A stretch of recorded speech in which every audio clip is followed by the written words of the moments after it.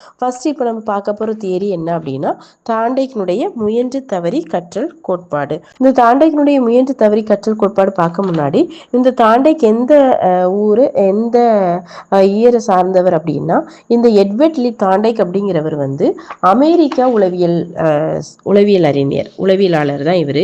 இவர் என்ன சொல்றாரு அப்படின்னா, இந்த தாண்டைக்கினுடைய கற்றல் கோட்பாடுல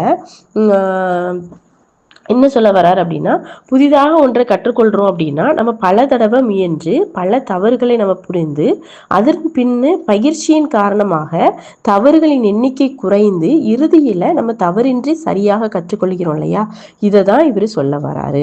என்ன சொல்கிறாங்க அப்படின்னா, புதிதாக ஒன்றை நம்ம கற்றுக்கொள்ளும் போது பல தடவை நம்ம முயற்சி செய்து பல தவறுகளை நம்ம புரிந்து பயிற்சியின் காரணமாக தவறுகளின் எண்ணிக்கை குறையும் போது இறுதியில் தவறின்றி சரியாக ஒரு செயலை நம்ம கற்றுக்கொள்கிறது தான் இந்த கற்றல் கோட்பாடுல இவர் முக்கியமா விவரிக்கிறாரு. இப்படி முயன்று தவறி கற்றல் முறையில ஒவ்வொரு தடவையும் நம்ம வந்து இப்படி செய்து பார்க்கும்போது ஆட்டோமேட்டிக்கலி நம்ம எடுத்துக்கொள்ள நேரமும் செய்யும் தவறுகளின் எண்ணிக்கையை என்ன செஞ்சிடும், படிப்படியா குறைஞ்சிரும். அதுக்கப்புறம் லாஸ்ட்டாக எப்படி இருக்கும் அப்படின்னா, தப்பு இல்லாமல் என்ன செஞ்சிருவோம், அதை செய்ய ஆரம்பிச்சிருவோம். அந்த செயலையோ இல்லை காரியத்தையோ நம்ம செய்ய ஆரம்பிச்சிருவோம். இதை விவரிக்கிறதுக்காக தாண்டைக்கு வந்து ஒரு பரிசோதனையை மேற்கொள்கிறாரு. இந்த தியரியில் வந்து எப்போவுமே என்ன சொல்கிறாரு அப்படிங்கிறது நம்ம அண்டர்ஸ்டாண்ட் பண்ணிக்கணும். அதாவது நிறைய சான்சஸ் எடுத்துக்கிறோம், அதில் நிறைய தவறுகள் மேற்கொண்டு முயற்சியின் மூலமாக செலெக்ஷன் பண்ணி கடைசியாக ஃபிக்சேஷன் நம்ம அந்த செயலை கற்றுக்கொள்கிறோம். இதில் வந்து என்ன சொல்கிறாங்க அப்படின்னா, தாண்டைக்கினுடைய புக்ஸ் ஒன்று இருக்குது. அது என்னென்னா, லேர்னிங் இஸ் கனெக்டிங் அப்படிங்கிற ஒரு book, the mind is man's connection system அப்படிங்கிற அதில் வந்து எக்ஸ்பிளைன் பண்ணியிருப்பார். இவர் என்ன செய்கிறாரு அப்படின்னா, தாண்டைக்கு வந்து ஒரு பரிசோதனை பெட்டியை வந்து உருவாக்குறாரு.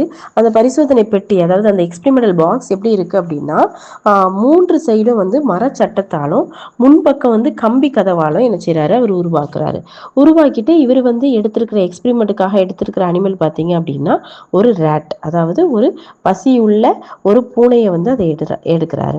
இவர் என்ன செய்யறாரு அப்படின்னா, அந்த பெட்டியில பசியுள்ள பூனையை வந்து உள்ள போட்டுட்டு வெளியில வந்து கருவாடு துண்டுகளை வைக்கிறாரு. ஆக்சுவலா அதுக்கு ஏதோ ஒரு அதை டெம்ப்டை ஏற்படுத்துற மாதிரி ஒரு உணவு, அதை தான் நம்ம புக்ல வந்து தமிழ் புக்ல டிரான்ஸ்லேட் பண்ணியிருக்கும் போது கருவாடு துண்டுகள் இல்லை ஃபிஷ் அப்படி ஏதாச்சும் டிரான்ஸ்லேட் பண்ணியிருப்பாங்க.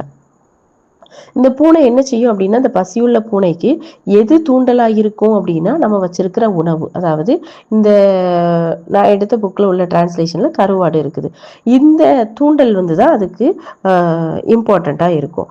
ஏன்னா அது ஒரு பசியுள்ள பூனை. இந்த உணவை உண்புறதுக்கு முன்னாடி அது என்ன செய்யும் அப்படின்னா, அந்த கருவாடு துண்டு அந்த உணவை அட்டைன் பண்றதுக்காக அது அங்கேயும் என்ன செய்யும் அப்படின்னா, ஸ்பீடா போயிட்டு முயற்சி செஞ்சுக்கிட்டே இருக்கும்.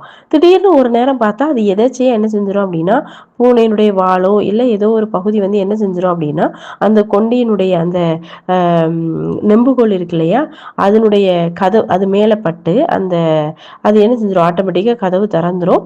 அந்த பூனை வந்து ஆட்டோமேட்டிக்காக என்ன செஞ்சிடும், உணவை எடுத்துக்கிறோம். திரும்பவும் என்ன செஞ்சிடும் அப்படின்னா, பூனையை வந்து திருப்பியும் அந்த பெட்டியில் அடைக்கிறோம். அடிக்கடி இப்படி வந்து முயன்று தவறி கட்டலை வந்து இந்த பூனை வந்து செஞ்சுக்கிட்டே இருக்கும்போது ஆட்டோமேட்டிக்காக அந்த நெம்புக்குள்ளே இழுத்து தனது உணவை வந்து அடைவதற்கு சரியான உத்துளங்களை வந்து அது என்ன செஞ்சிருது, கற்றுக்கொள்கிறது. கடைசியாக ஒரு நேரம் என்ன செஞ்சிருது, சரியாகவே அந்த நெம்புக்குள்ளே வந்து திறந்து அந்த பூனை வந்து அந்த உணவை எடுத்துக்கொள்றதுக்காக அது முயற்சி செஞ்சிருது. அந்த முயற்சியின் எண்ணிக்கை வந்து ஆட்டோமேட்டிக்காக கம்மியாகி பூனை எடுத்துக்கொண்ட நேரம் வந்து ஒவ்வொரு ட்ரையல்லையும் அது என்ன செஞ்சுட்டே இருக்குன்னா கம்மியாகிட்டே இருக்கு.